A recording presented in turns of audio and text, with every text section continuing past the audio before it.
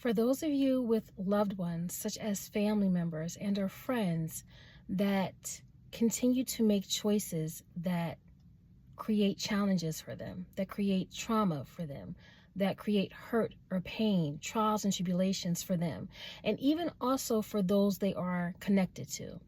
And you try to help them, you receive intuitive guidance to help them, and they don't take the guidance. You're able to foresee possible challenges that they may face if they make a certain choice. And so you tell them, okay, don't do A, because if you do A, it will create this situation and that's not good. Do B, because B will work out on your behalf. And they choose A anyway. And you find yourself frustrated, and you find yourself disappointed, and you find yourself hurting because you love them and you want the best for them. And it seems like they just won't, it's not clicking. They just won't choose to grow. They won't choose those choices that are better for them. They won't choose to ascend. This is for you. In order to help yourself in this type of situation, because it can be agonizing to be in a situation like this, like I said, especially with loved ones, we have to honor their journey.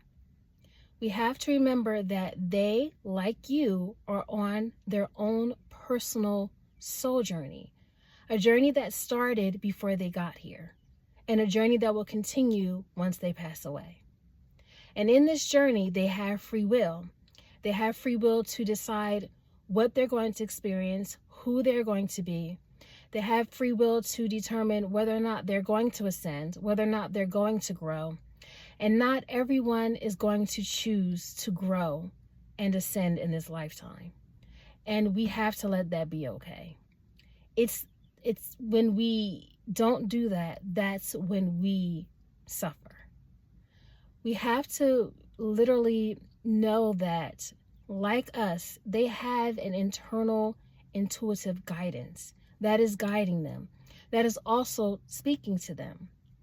And it's more likely that they are either not hearing it, choosing to not listen to it, and or they have shut it off or blocked it so they can't hear it.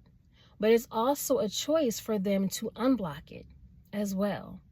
And this is what they're choosing to be and what they're choosing to experience in this lifetime, the trials and challenges.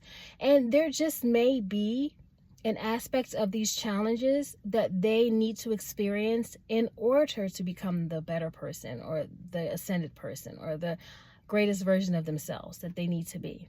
And or they just may choose to experience these challenges for the sake of experiencing them. And we have to let that be okay. And by allowing them to go on their journey and respecting and honoring their journey, it's healthier for us as well. While we're doing that, we can pray for them. We can pray for their protection. We can pray for all of the things to help them, whatever those things may be. We can pray for them, and we can pray for them to decide or to choose or to follow the guidance eventually. And we can also hold them energetically in this space of knowing that they are already the highest version of themselves, the greatest version of themselves. Knowing that for them, despite what we see and despite what they're experiencing, that is different from that, right? If they're continuing to still make those choices that are not best for them, we can just still energetically see them as eventually being their highest and greatest version of themselves. And we can hold them there, energetically hold them there. And that will help them to eventually get there. And like I said, it may not happen in this lifetime. It may happen in next lifetime, or it may happen many, many lifetimes after that. But we have to remember that eventually they will get there. They will. Everyone's journey is the same journey, whereas we leave source, we experience things, we ascend, and we find our way back. And even source knows that. And that's why source honors their free will and honors their journey. So we can do the same, and that will also give you peace of mind along the way.